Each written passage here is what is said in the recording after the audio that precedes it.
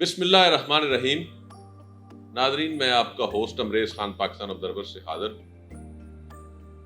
नाजरीन, कोरोना ने जहां पूरी दुनिया में तहलका मचाया, जहां पे पूरी दुनिया की इकॉनमी बैठ गई और उसके साथ इंसानी जानें जो हैं वो ज़ाया हुई, वहाँ पाकिस्तान में भी बहुत बड़ी तबाही मची। इकॉनमी बैठी, मुख्तलिफ वो कौन सा ज़िंदगी का शोबा था जो मुतासर नहीं हुआ इससे। हज़ारों की तादाद में जाने गई, इकॉनमी बैठ गई। मुल्क इस वक्त जो है मेरे ख्याल में उसी का एक कह लें रिपरकशन हैं या आफ्टर इफेक्ट्स हैं कि इस वक्त हम बहुत बड़ी इन्फ्लेशन से गुजर रहे हैं। इसमें हमारे जो हुकूमत थी, हुकूमत पाकिस्तान, उसने उस वक्त की जो हुकूमत थी उसने बहुत अच्छा रोल प्ले किया और हम दुनिया के चंद ममालिक में से थे जिन्होंने कोरोना की हैंडलिंग के हवाले से दुनिया ने तारीफ की कि पाकिस्तान में अच्छा हैंडल हुआ। आज मेरे साथ जो शख्सियत मौजूद हैं, प्रोफेसर डॉक्टर मोहम्मद शरीफ मलिक साहब, कंसल्टेंट फिजिशियन हैं, पल्मोनोलॉजिस्ट हैं, एमडी मेडिसिन किया हुआ है, गोल्ड मेडलिस्ट हैं उसमें, और बहुत सारे उनके क्रेडिट पे उनके ऑनर्स हैं, उनके क्रेडिट्स हैं। ये भी उस टीम का हिस्सा थे, जाहिर है जो मुल्क का नाम रोशन हुआ इंटरनेशनल लेवल पे। वो टीम थी, लोग थे जिन्होंने काम किया, तो ये भी उनका एक हिस्सा थे उस टीम का। आज इनसे बात करेंगे कि कोरोना को इन्होंने किस तरह टैकल किया और किस तरह हम उससे बाहर आए, उस खौफ से। आइए ये इनकी ज़बानी जानते हैं। अस्सलाम वालेकुम डॉक्टर। वालेकुम अस्सलाम। क्या हाल है जी? खैरियत है? डॉक्टर साहब, कोरोना जब आया तो मुल्क में खौफ था बहुत बड़ा, और वो जेन्युइन भी था, नेचुरल भी था। जाहिर है उससे अमवात हुई, इकॉनमी पे बहुत बड़ा इम्पैक्ट आया। तो किस तरह देखते हैं पाकिस्तान जो सुरखरू हुआ, उसके पीछे क्या हकायक थे? आपका क्या कंट्रीब्यूशन रहा है? अल्हम्दुलिल्लाह, ये अल्लाह ताला की मेहरबानी और ख़ास तौर पे उस वक्त की हुकूमत पाकिस्तान और अवाम का आपस में इश्तराक था कि उन्होंने इतनी बड़ी वबा का मुकाबला किया। हमारे जैसे कमज़ोर ममालिक इक़्तिसादी लिहाज से भी, इनको लेस दैन 2% हम GDP का हेल्थ के ऊपर खर्च करते हैं, इतने कमज़ोर हेल्थ के इंफ्रास्ट्रक्चर के बावजूद पाकिस्तान उन 5 बड़े ममालिक में शामिल था जिन्होंने कामयाबी से इस कोरोना वबा से वो निकले। इकोनॉमिक इंटरनेशनल इंडेक्स के मुताबिक पाकिस्तान तीसरे नंबर पे था जिन्होंने इस तरह से मजबूत तरीके से इसका मुकाबला किया, और इंतहाई कम तादाद में हमारी अमवात हुई अगर आप इसको अपने इर्द गिर्द ममालिक से देखा जाए।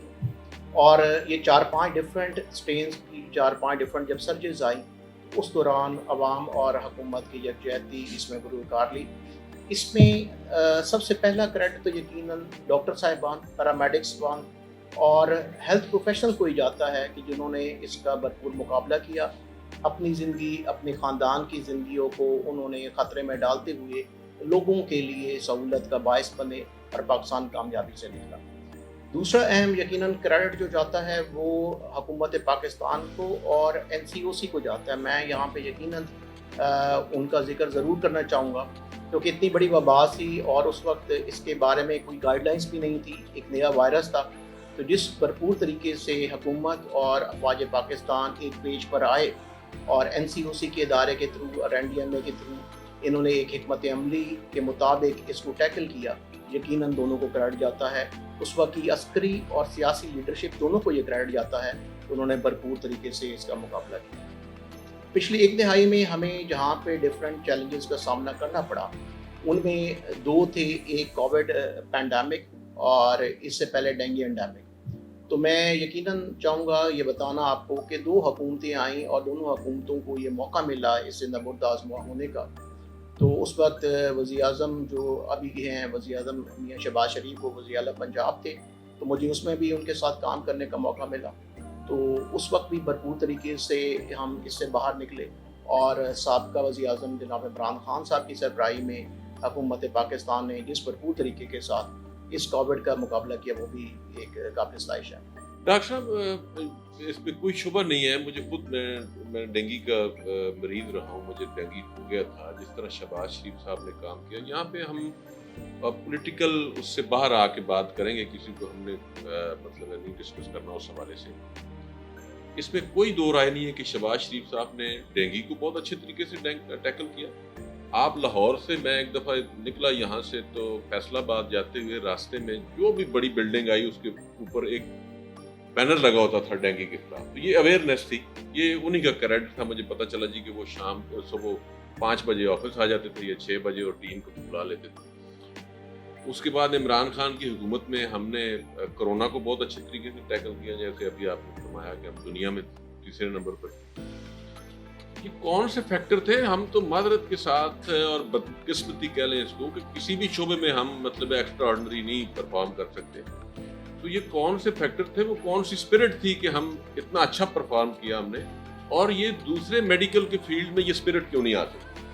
دیکھیں, بنیادی طور پہ ایک چیز اہم دیکھنے والی یہ ہے کہ جب پاکستان کے ادارے جو آپ کا آرگنائزیشنل اسٹرکچر ہے اور حکومت جہد ہو کے کسی کام کو بھی کام کرنے کا ٹھان لے اور عوام کی سپورٹ بھی اس میں شامل ہو, تو وہ آپ کو نتائج عام دور کی بنسبت بہت مختلف نظر آئے, اور دونوں دفعہ ہمیں یہ دیکھنے کو ملا.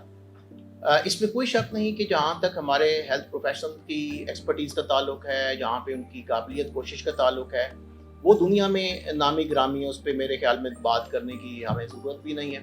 صرف کمی جو ہے وہ ہمارے ہاں ہیلتھ سسٹم کی کمزوری کی, اور ان کو ایک سسٹم مہیا نہیں ہوتا جو کہ ان کو سپورٹ کر سکے. تو جب بھی یہ سسٹم مہیا ہوا, کہیں سے آرگنائزیشنل گائیڈ لائن ان کو ملی, تو وہ ہم اس میں سے بخیت خوبی اور بڑے اچھے طریقے سے ہم وہاں سے باہر نکلے. 2-3 چیزیں ہیں ٹیکنیکلی سپیکنگ جو کہ شاید ہماری کامیابی کا ایک رول بھی ہے, اور یہ سوال بڑا متواتر پوچھا جاتا ہے. ایک ہی وقت میں جب یہ وبا آئی تو جیوگرافیکل ڈسٹریبیوشن ہماری ایسی ہے, ہمارے پڑوس میں انڈیا میں اتنی اموات ہوئی, ایران میں اتنی اموات ہوئی, تو پاکستان کیسے اس کے مضر اثرات سے بچ سکا یا یہاں پہ مورٹیلٹی کم تھی؟ ایک تو ہماری پاپولیشن 2/3 سے زیادہ یوتھ پہ مشتمل ہے, جن کی عمر 16 سال سے 40 سال کے بیچ میں. تو ینگ ایج میں آپ کی امیونٹی بہتر ہوتی ہے, آپ بیماری سے بہتر طریقے سے لڑ پاتے ہیں. اس کے بنسبت آپ یورپ میں دیکھیں تو ان کی عمریں زیادہ ہیں. اسی طرح اولڈ ہاؤسز میں جب ایک دفعہ یہ وائرس گیا تو پوری ایک فاؤنٹین ہاؤس, اولڈ ہاؤس پورا سوائپ آؤٹ ہو گیا. ایک تو ہمیں یہ نشانی رہی. دوسرا, میڈیکلی یہ تھیوریٹیکلی سمجھا جا رہا ہے کہ شاید ہم ملیریل بیڈ کے اوپر رہتے ہیں, اس وجہ سے پہلے بھی ہم اینٹی ملیریل ڈرگس کو ایکسپوز ہیں, اور اس نے بھی کہیں نہ کہیں وہ ہمیں امیونٹی ڈیولپ کی.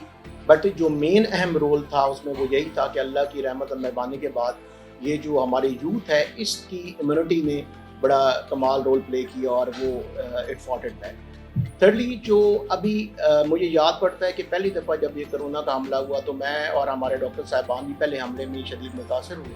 تو ابھی تک گائیڈ لائنس ڈیولپ نہیں ہو رہی تھی, but on the basis of new studies which are coming here, ان کے بیسس پہ جو اینٹی وائرلز ہے اور جو اسٹیرائڈ کا ایک جوڈیشل یوز تھا جو بعد میں گائیڈ لائن کا حصہ بنا, وہ باقی ممالک سے یہاں پہ پہلے یوز ہو گیا.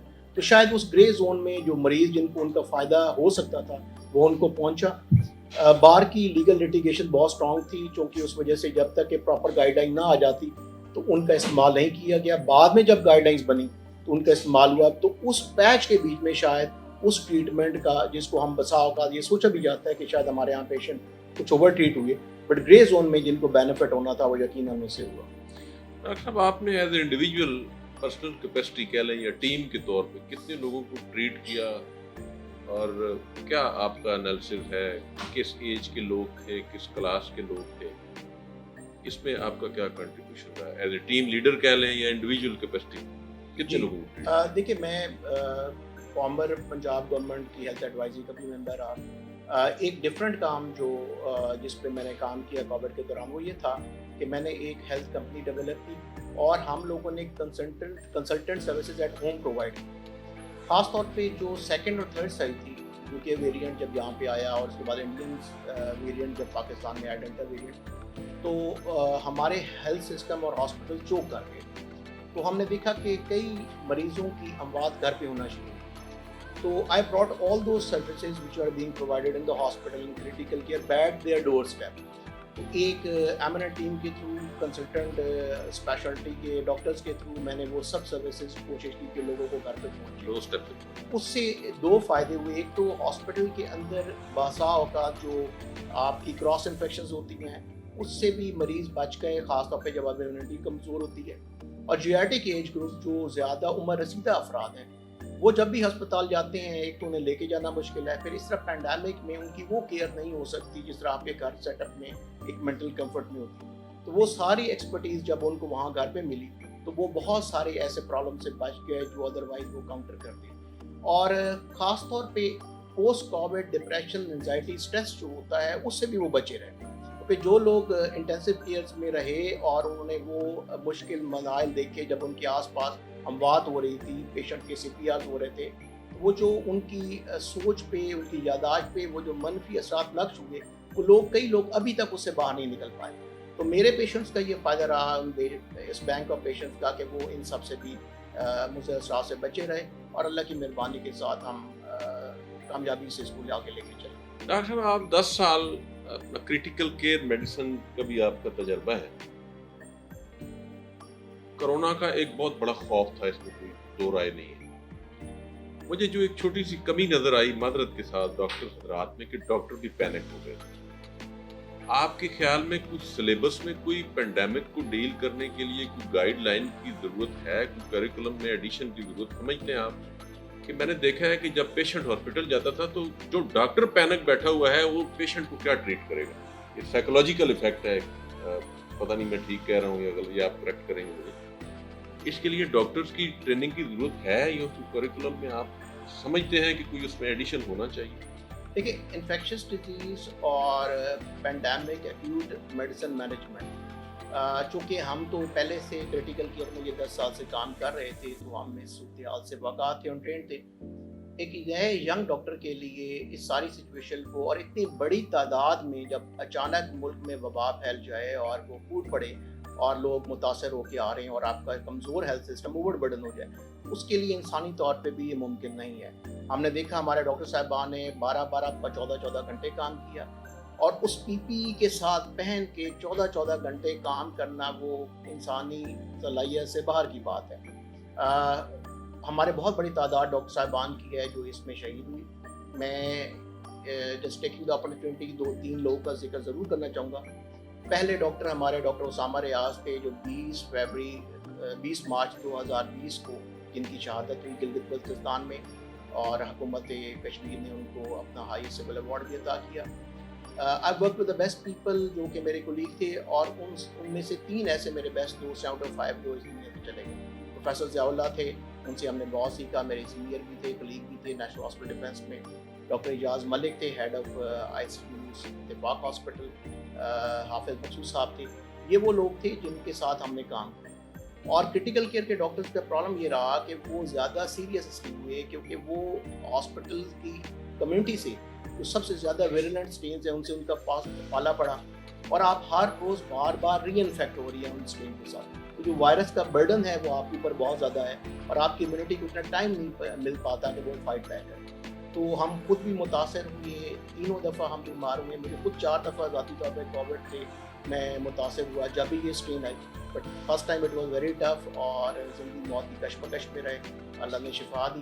اس کے بعد یقیناً جو کہ امیونٹی ڈیولپ ہو چکی تو میرا مائلڈر ڈیزیز تھی، بٹ بہت بڑی تعداد ڈاکٹرز کی ہے جو کہ وہ، اور پیرامیڈکس اور نرسز کی ہے جو کہ اس سے متاثر بھی ہوئی، اور ابھی تک بھی ڈومیسلری آکسیجن کے اوپر لوگ ہیں، 2 سال سے لنگ فائبروسس ہوا، بہت کمپلیکیشنز ہوئے۔ تو میرے خیال میں تو جس طریقے سے ہمارے پیرامیڈکس نے، ڈاکٹرز نے اور تمام ہیلتھ سٹاف نے کام کیا، وہ خراج تحسین اس کو ان کو پیش کرنا چاہیے، اور بغیر کسی سروسز کے آپ یہ دیکھیں کہ شروع میں پی پیز بھی اویلیبل نہیں تھی، اس کے بغیر بھی وہ آگے گئے، وہ متاثر ہوئی، ان کی فیملیز متاثر ہوئے، تو یہ کمال تھا، اور یہ اوور ویلمنگ رسپانس تھا ان کا اس پوری کمیونٹی کا جس طرح انہوں نے کام کیا۔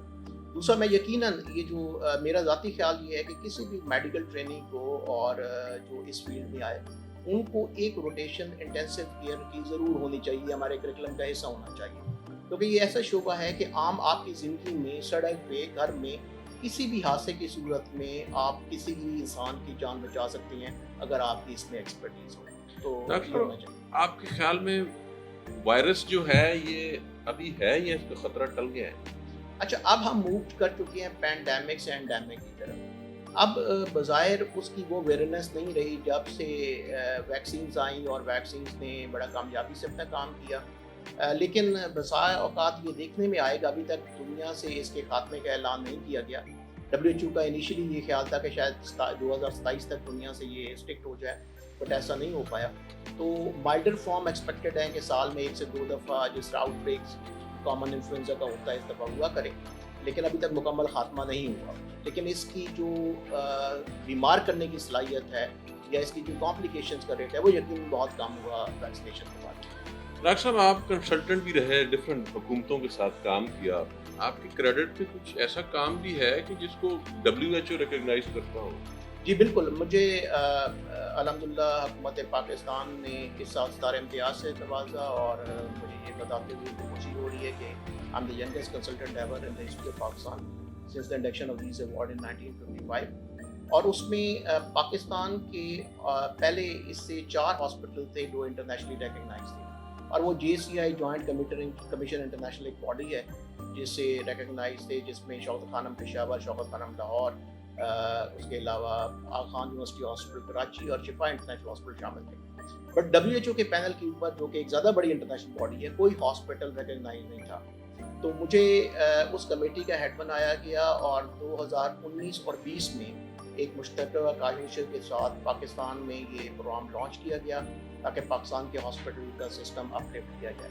ان کاوشوں کے نتیجے میں فیبرری 2020 میں پہلے 2 ہاسپٹل ہیں جو patient safety friendly hospital initiative تھا WHO کا تھا، اس کے ساتھ مل کے پاکستان کے پہلے 2 ہاسپٹل WHO کے پینل پہ انٹرنیشنلی ریکگنائز ہوئے. اور میں یہ بتانا چاہوں گا کہ جب یہ ریکگنائز ہوئی اس وقت انڈیا کے ہمارے پڑوس میں 14 ہاسپٹل تھے، اور اس سے پہلے ہمارا کوئی ہاسپٹل نہیں تھا. یہ پہلے 2 ہاسپٹل تھے. ابھی تک یہ 2 ہی ہاسپٹل ہیں، جس میں انڈس ہاسپٹل کراچی ہے اور طبع ہارٹ انسٹیٹیوٹ کراچی ہیں. دونوں کو WHO نے اپنے پینل پہ ریکگنائز کیا. اس میں آپ کا کیا؟ میں اس ٹیم کا ہیڈ تھا آپ جو بیسیکلی یہ سارے کو مانیٹر کر رہی تھی اور لے کے چل رہی تھی. اور اس کے ساتھ WHO کے اس وقت کے ڈائریکٹر تھے آپریشنز ڈاکٹر ذوالفقار خان، وہ بڑے انوالو تھے. فیصل باری خود جو کہ انڈس کے ہیڈ ہیں، ان کی بھی کوآپریشن رہی ان کی اسٹاف کی. تو یہ کاوشوں کے نتیجے میں 2020 میں مجھے کامیابی patient safety friendly hospital. Doctor صاحب 2005 میں زلزلہ آیا، 2010 میں فلڈ آیا، 2022 میں پھر فلڈ آیا، بڑے ہیویلی لاس ہوا، بلین آف ڈالرز کا نقصان ہوا پاکستان کو. اس میں بھی کوئی آپ کا رول رہا ہے فیسیلیٹیشن؟ 2005 کے زلزلے میں، زلزلے سے 3 دن کے بعد ہم پہلی ان چند ٹیموں میں سے تھے جو کہ وہاں پہ والنٹیئرلی پہنچے، اور گڑھی حبیب اللہ اور مظفر آباد اپر چھتر کے علاقے میں ہم نے اپنی کارروائی کی. رمضان کا مہینہ تھا، مجھے یاد پڑتا ہے. اور اس میں پاک فوج کے ساتھ مل کے پہلا تو ریسکیو آپریشن تھا. اس کے بعد جتنے ٹراما آ رہا تھا، جتنے مریض آ رہے تھے، ان کی پھر نگہداشت اور وہ سارا کام بھی کرتے رہے.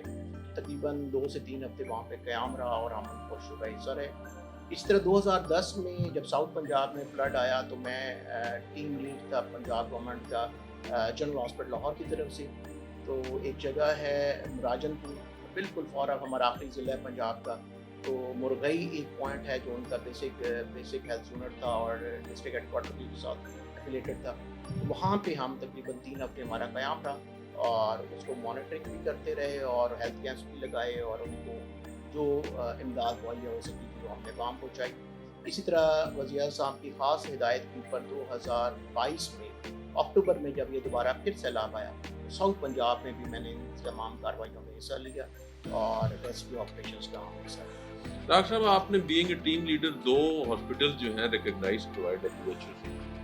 کوئی فارمولہ آپ کے پاس ہے کہ ہمارے پبلک ہاسپٹل، نیو ہاسپٹل ہے، جنرل ہے، جناح ہے، گنگا رام ہے، اچھے ہو جائیں، صاف ستھرائی ہو جائے، صفائی ہو جائے، پیشنٹ فرینڈلی ماحول بن جائے؟ کوئی فارمولہ ہے؟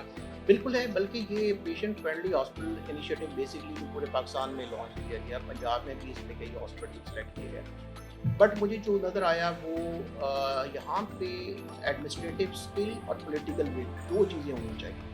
اگر اس کو ساتھ لے کے چلا جائے اور حکومت وقت یہ تعین کر لے کہ ہم یہ کام کرنا، تو میرے خیال میں کچھ بھی اس میں ناممکن نہیں ہے. یہاں پہ یہ کوشش ہوئی، ہاسپٹل کی حالت ہزار بہتر ہوئی، بٹ ڈیفینیٹلی اس اسٹینڈرڈ پہ وہ نہیں پہنچ سکے جہاں پہ ان کو پہنچنا چاہیے تھا، اور وہ ان کو پنجاب سے کسی ہاسپٹل کو ریکگنیشن نہیں ملی.